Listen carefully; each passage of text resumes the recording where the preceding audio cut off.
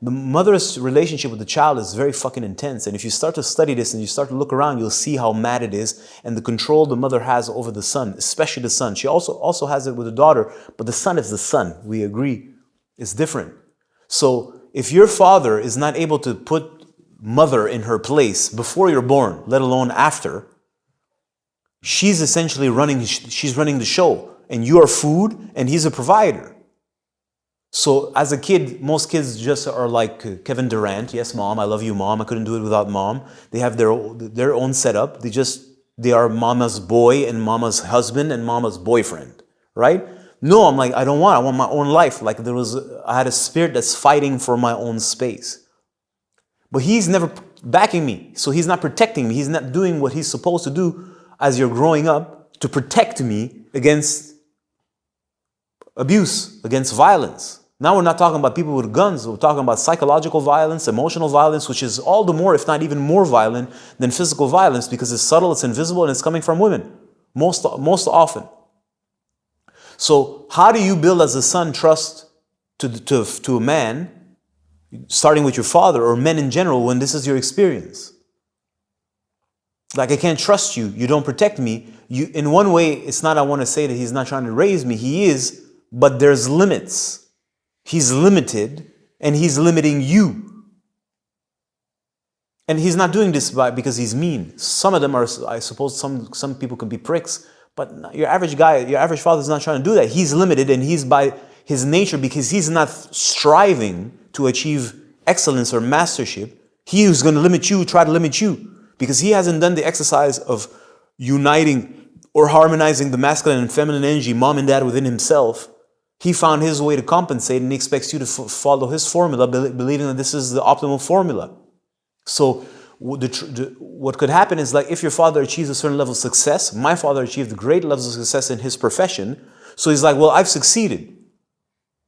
I'm a top dog in my industry. I'm this, I'm that, I'm this, I'm that. And so quite obviously it's work. Look at you. And I'm like, well, first of all, whatever you achieve doesn't interest me. I can understand you've achieved this, but this is like one avenue out of 15. There's so much more, and you're missing out on all of that, but you're blindsiding yourself because you don't want to look at these other things because they make you feel insecure while they still exist. And you don't know how to necessarily collaborate with those energies because you're insecure about them. You don't know where you actually fit so that you can work with other people in that regards. So how could you trust a person who's dishonest with themselves? And that's how your average guy grows up. And we haven't even addressed the subject of the competition between the mother, the father, and the son.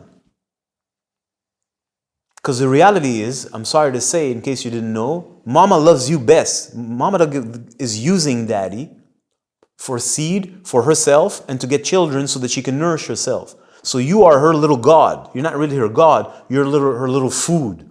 And she, quote unquote, worships you and wants you. You're her little slave. You're her little dude. Just study the lives of athletes, especially Black American athletes who most of the time do not have fathers or have very dysfunctional relationship with their fathers. Look at their relationships. Now, in this modern age where we celebrate the mother and there's nothing greater in life and in humanity than the mother, which is a twisted understanding of the mother. I have nothing against the mother. God bless the goddess and God bless the mother. I'm talking about psychotic dragon mothers, which is what they are, just disguised as nice, casual.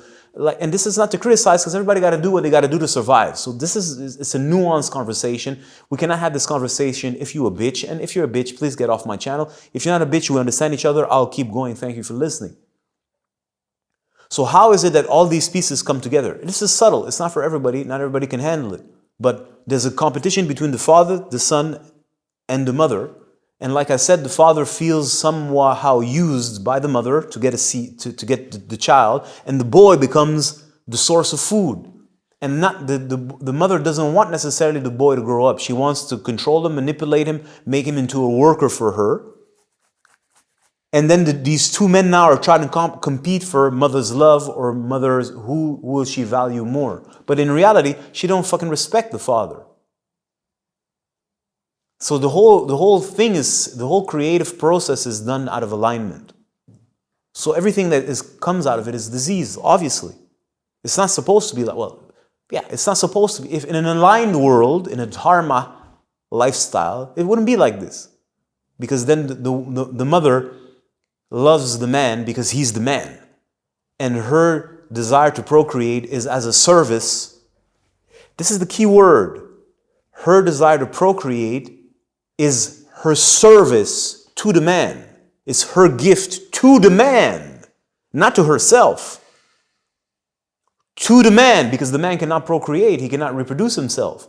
So it's the only thing the man needs from a woman is procreation. So if she genuinely loves him, she's like, listen, I'm going to give you my power, which is the capacity to procreate or create. I'm going to give you that power in order to serve your intention.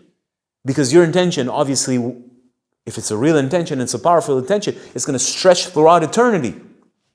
So I will serve you. I will make myself into the best vehicle possible. I will perfect myself in my skill set, in my womanness, in my capacity to channel your power. Of course, this is expected that you as a man are doing that on your own. And then I will offer you my power so that I can be a vehicle for your progeny, which is technically the new version of you. So if you're version 1.0, it's 2.0. So that's not how it works nowadays. Nowadays, the woman wants to have a kid for her own self. She don't give a fuck about the man. She don't give a fuck about the intention. And I didn't say she should, because this is the man she has. It's disgusting. We've covered this before. Why should she? Everybody's in it for themselves. The guy just wants to come and wants mama, and the woman is looking for her piece of the pie. Nobody's in service. Nobody's connected to something grander, and this is why it's diseased. So you're coming from that disease. And obviously the woman's relationship with you, yeah, at a level, how can a man be jealous of something? Like, no, it's energetical. It's got nothing to do with you're a bigger man or a smaller man. So he's like, well, fuck you. You're depending on me. Well, I'm going to sabotage you unconsciously because you're not going to become better than me and steal my bitch.